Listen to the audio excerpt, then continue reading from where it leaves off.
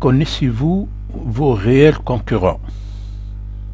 Avant de commencer, n'oubliez pas de me laisser un petit pouce levé, de vous abonner à la chaîne et d'activer la cloche de notification.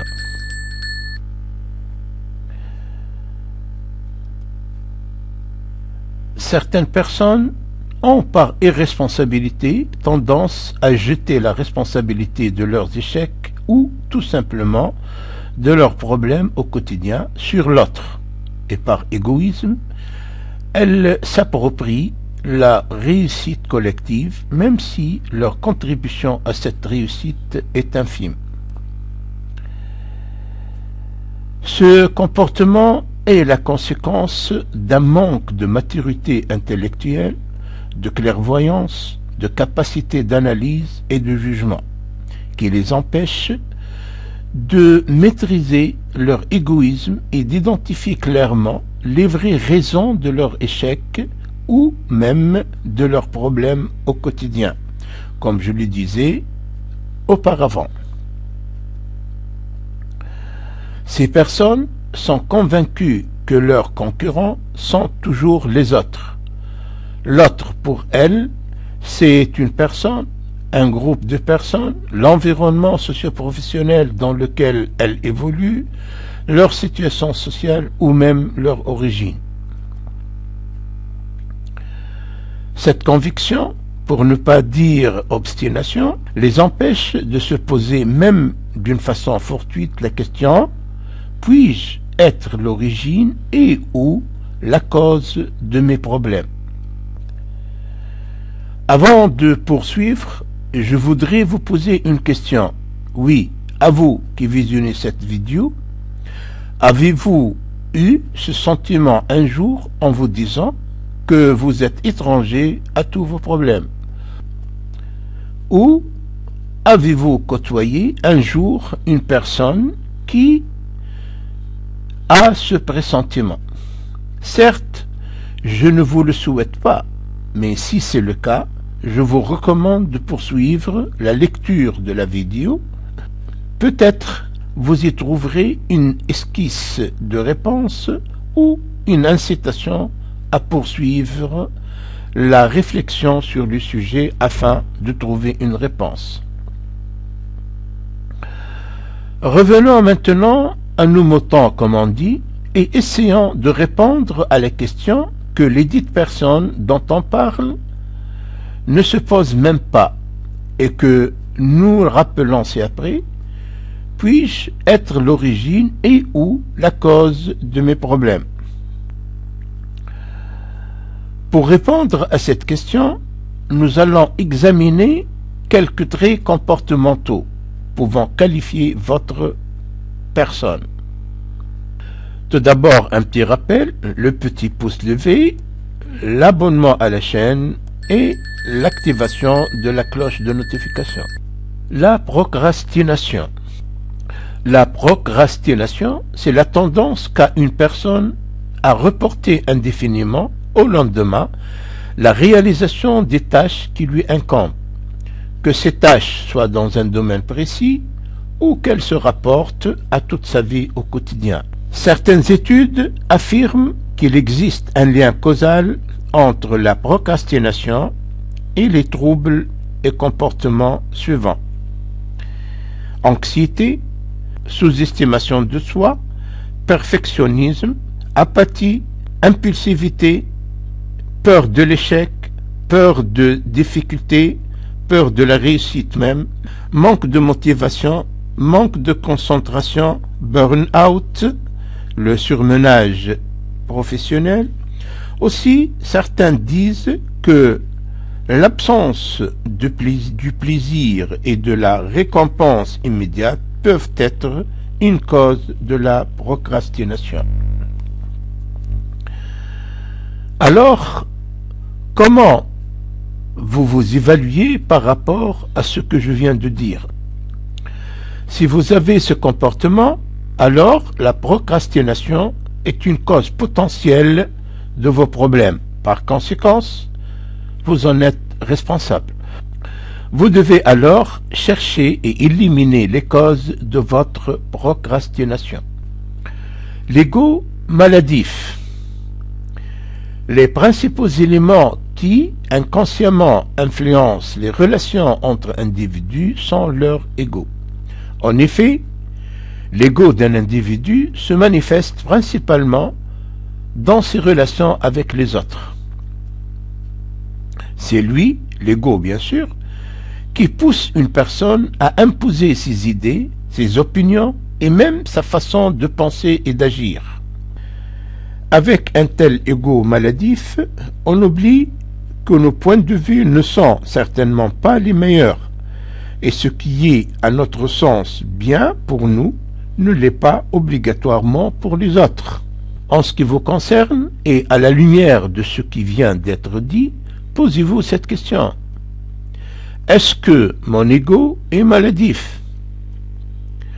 Si la réponse est oui, votre ego est pour quelque chose dans vos problèmes, dont vous devez en assumer la responsabilité. Vous devez agir pour maîtriser votre ego, car les autres ne sont pas vous, et ils sont libres de considérer les choses à leur manière. Le manque de discipline. À différents degrés, certaines personnes font face à un problème majeur, le manque de discipline. Elles veulent réaliser des objectifs, instaurer des habitudes bénéfiques pour elles ou encore s'extraire d'une addiction, mais elles n'y arrivent pas par manque de la discipline nécessaire. Ce manque de discipline fait naître chez la personne qui en souffre un sentiment d'impuissance, de défaite chronique et de frustration, ce qui entraîne les échecs à répétition. Qu'en est-il pour vous? Manquez-vous de discipline? Si la réponse est oui, alors votre manque de discipline est peut-être une éventuelle origine de vos problèmes, ou carrément il en est la cause. Bien sûr, encore une fois, vous assumez pleinement la responsabilité de vos problèmes. Vous devez agir pour vous imposer doucement et progressivement une discipline afin de réaliser vos objectifs au quotidien. Quelques clés qui pourraient vous aider à vaincre votre indiscipline. Pardonnez-vous. Personne n'est parfait. Vous culpabiliser trop ne fait qu'aggraver la situation. Sachez qu'il n'y a pas de discipline parfaite, totale, irréprochable, mais qu'on s'y approche par le travail, l'engagement, la persévérance. Motivez-vous en fonction des composantes de votre programme objectif. Facilitez-vous les tâches. Pensez au plaisir que procure la réalisation de chaque objectif. Répétez et ne vous laissez pas déconcentrer par les gaffes éventuelles que vous allez peut-être commettre. La négligence du savoir. Sur le plan professionnel, on estime de plus en plus qu'un bon candidat devra disposer, en plus des compétences techniques nécessaires à un poste donné, d'une capacité appréciable d'épanouissement et d'intégration au sein de l'entreprise et surtout des compétences interpersonnelles, ce qu'on appelle les soft skills. Ces soft skills englobent entre autres des compétences telles que la communication orale, l'écoute active, la pédagogie, l'empathie, l'adaptabilité, la gestion du stress, le travail en groupe, etc. Je dirais en plus que les soft skills mettent en relief le profil d'un candidat à un recrutement et donnent une idée plus précise sur sa valeur ajoutée pour l'entreprise recrutante. À la lumière de ce qui vient d'être dit, et en considérant votre attitude envers l'acquisition de nouvelles connaissances, Comment répondez-vous à la question suivante? Suis-je négligent en matière d'acquisition de nouvelles connaissances telles que les soft skills?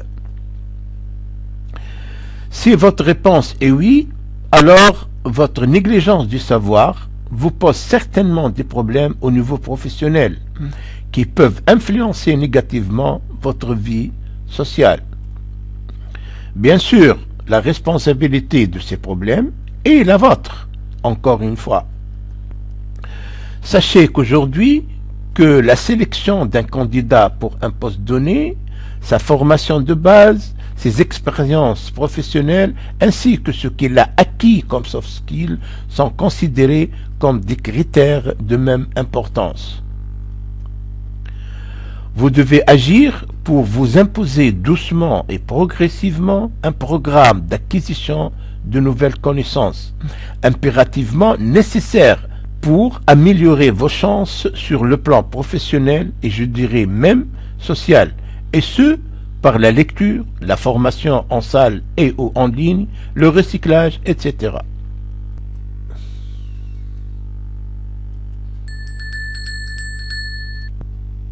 Les distractions. On va parler dans cette partie de la distraction en tant que manque d'attention, l'inattention. Que cette inattention soit une habitude ou qu'elle survienne momentanément pour des choses qui doivent normalement être l'objet d'occupation, mais que l'esprit néglige parce qu'il est absorbé par un autre objectif. En effet, certaines personnes ont le défaut de perdre facilement l'attention aux choses, objets de leur occupation actuelle, et malheureusement, les nouvelles technologies de communication ne leur facilitent pas la tâche. Certes, les nouvelles technologies ont simplifié, facilité et accéléré le travail, mais elles ont apporté aussi leur lot de causes de distraction. Les SMS, les notifications des réseaux sociaux, l'incrustation infinie de liens dans les documents de base, etc. Que faire contre ces distractions à répétition et à longueur de journée? Sans rentrer dans les détails, on peut par exemple bloquer des sites, couper l'Internet à des moments précis, se faire envoyer sur son PC suivant une fréquence donnée un message écrit ou sonore en guise de rappel à l'ordre, limiter l'utilisation des mobiles aux urgences sans oublier des brefs moments de détente. Bien sûr, si l'inattention est maladive, il faut recourir à la psychothérapie et à la médication, pourquoi pas. Alors, comment qualifiez-vous par rapport à tout ça? Répondez à cette question. Avez-vous des symptômes de distraction aiguë? Si votre réponse est oui, alors, suivant la gravité de votre distraction, prenez-vous en main, soit par quelques pratiques pour la réduire, voire la bannir, soit en vous soumettant à la psychothérapie et à la médication. Aussi, dites-vous bien que probablement votre distraction est la cause de certains de vos problèmes professionnels. Les mauvaises habitudes. On dit que l'être humain est la somme de ses habitudes. Et si, par négligence, par ignorance ou même par inconscience, il laisse les mauvaises d'entre elles l'envahir, alors, sans le savoir, il se fait compromettre amplement le succès dans sa vie socio-professionnelle. Sans le savoir, oui, car une mauvaise habitude est inévitablement insidieuse, telle une maladie dont l'apparence bénigne masque sa gravité réelle. Elle s'installe en lui lentement et à son insu, sans qu'il ne s'aperçoive des ravages qu'elle lui inflige. Warren Buffett, homme d'affaires américain et investisseur, disait que les chaînes de l'habitude, trop légères pour que vous les sentiez, finissent par devenir trop lourdes pour que vous les brisiez. Quelques exemples de mauvaises habitudes qui irritent les autres et vous rabaissent à leurs yeux. Lire un texto au beau milieu d'une conversation. Jeter un coup d'œil rapide à votre téléphone. Échanger de potins sur les autres.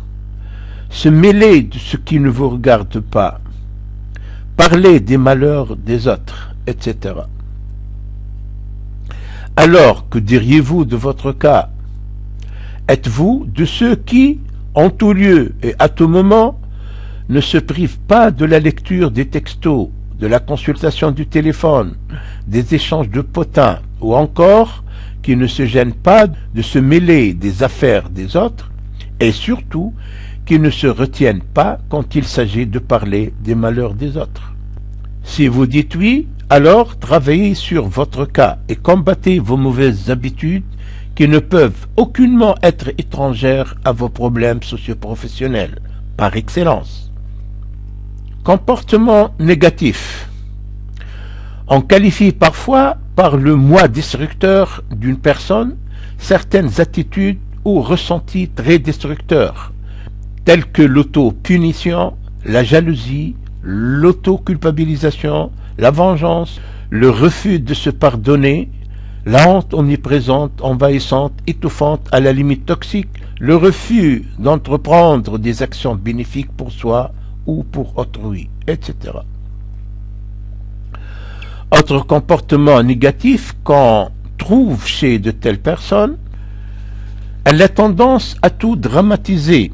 En effet, d'un événement insignifiant, elle peut monter tout un drame et s'y emprisonner.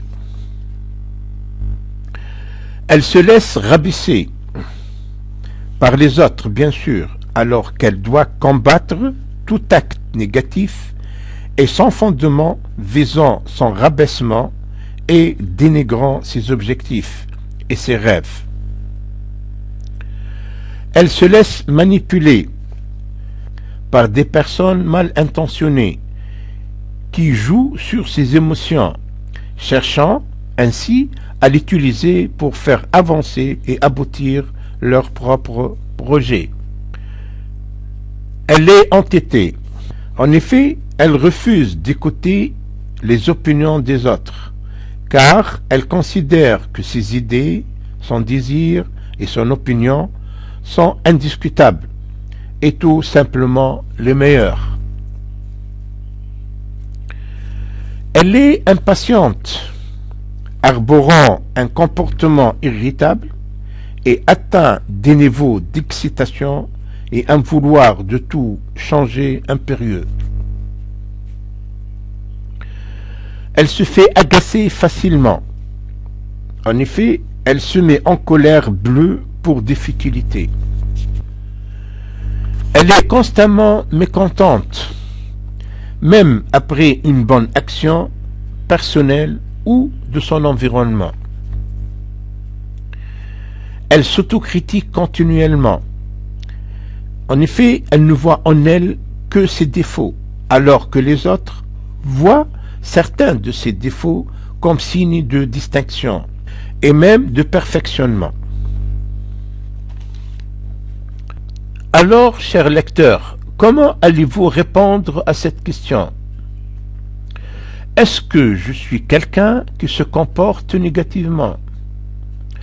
Si vous répondez par oui, alors recensez tous vos comportements négatifs et imposez-vous leur changement en comportement positif.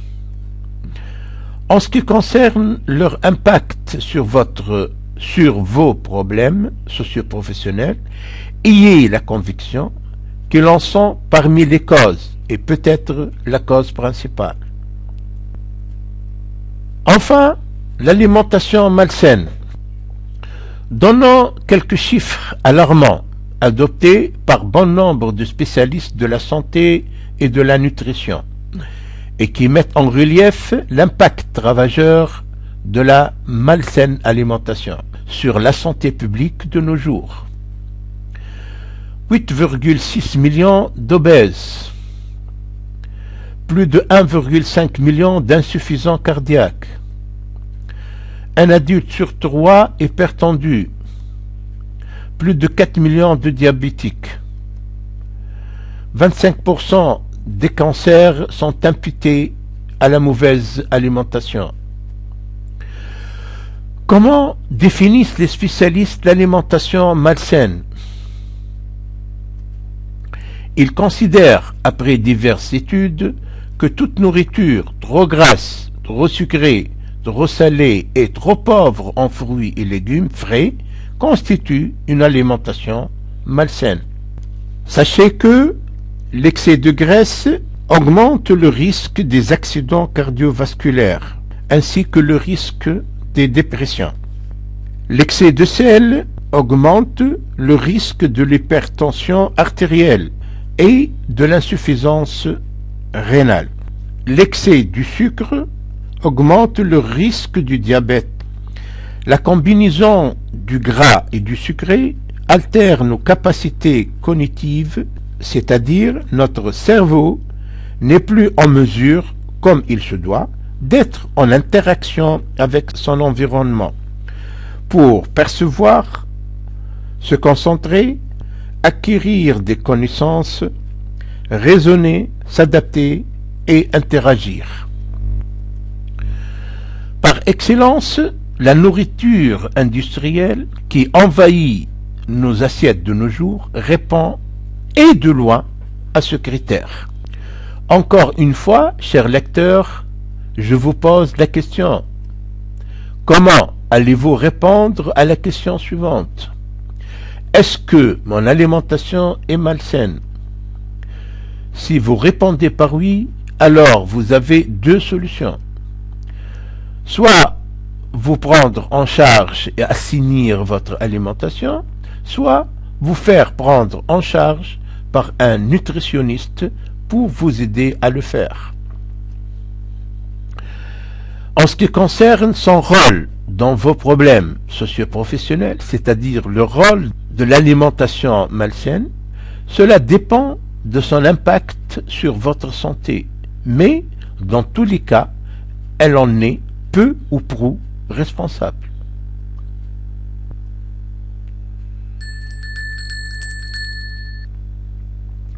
Récapitulatif, nous avons parlé des personnes qui s'obstinent à croire fermement que leurs problèmes sont causés par les autres, que ces autres soient individus, groupes, environnements, etc., refusant en même temps de s'auto-critiquer, de s'analyser et de s'évaluer objectivement afin d'identifier les vraies causes de leurs problèmes.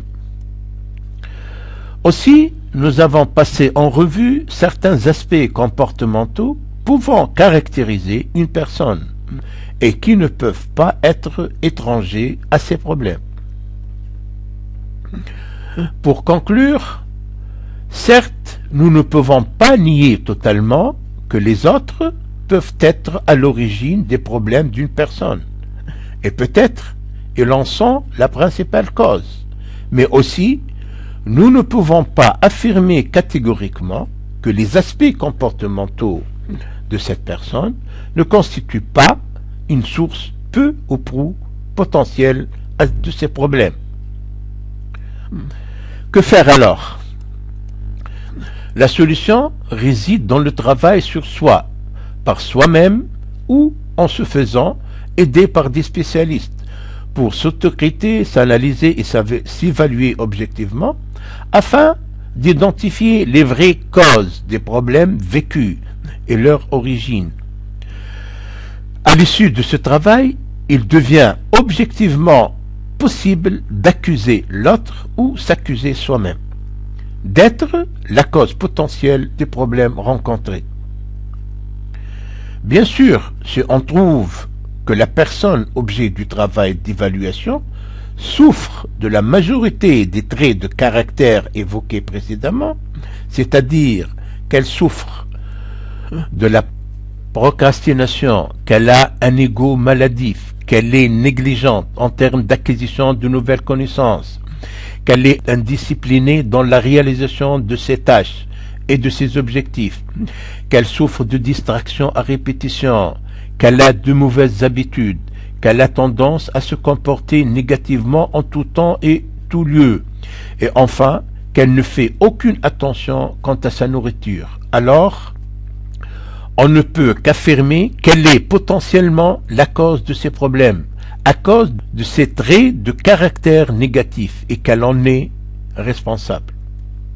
Donc, les autres ne sont pour rien dans ces problèmes socio-professionnels, et que ses vrais concurrents ne sont que ses comportements erronés dans divers domaines qu'elle doit rivaliser avec et les convaincre. À titre indicatif, c'est après un tableau d'auto-évaluation du niveau d'impact sur les problèmes vécus des 8 aspects comportementaux qu'une personne peut avoir. Le tableau, nous avons ici l'affectation, niveau d'affectation décroissant de 0 à 5, c'est-à-dire 0 pour affectation totale et 5 pour pas d'affectation. Et de l'autre côté, nous avons les comportements, la procrastination, l'ego, la négligence du savoir, le manque de discipline, les distractions, les mauvaises habitudes, les comportements négatifs et l'alimentation malsaine. Ici, nous avons établi un barème, à titre indicatif toujours bien sûr. Donc, le barème niveau d'affectation par les problèmes comportementaux, on dit que de 0 à 10 très élevé, c'est-à-dire l'impact ou plutôt l'affectation est très élevée, entre 11 et 20 élevé, entre 21 et 30 peu élevé, entre 31 et 35 affectation basse et entre 36 et 40 très basse affectation. On va simuler un cas. Supposons qu'une personne a un 0 en termes de procrastination, c'est-à-dire qu'elle est totalement affectée par ce comportement, et qu'elle a un 5 en termes d'ego, n'a pas de problème d'ego du tout, un 2 en termes de négligence du savoir, un 0 pour manque de discipline, un 1 pour les distractions, un 0 pour les mauvaises habitudes, un 5 pour les comportements négatifs et un 0 pour l'alimentation malsaine. Cette personne accumule 13 points. Donc, elle a un niveau d'affectation élevé, puisque sa note se situe entre 11 et 20. Entraînez-vous en utilisant ce tableau pour voir comment vous êtes affecté par ces traits de caractère négatifs. Connaissez-vous vos vrais concurrents? Certains vont dire que c'est les autres, collègues de travail, les connaissances de la vie, la société, etc. Une minorité va dire que nous pouvons être nos propres concurrents à cause de certains de nos comportements. Ils n'ont peut-être pas tort. En effet, 8 traits de caractère ont été recensés comme cause potentielle des problèmes que rencontrent ceux qui en souffrent. La procrastination, l'ego, l'indiscipline, la perception du savoir, les distractions, les habitudes, la négativité et l'alimentation. Nous allons développer de cela dans la vidéo, dont le lien est le suivant.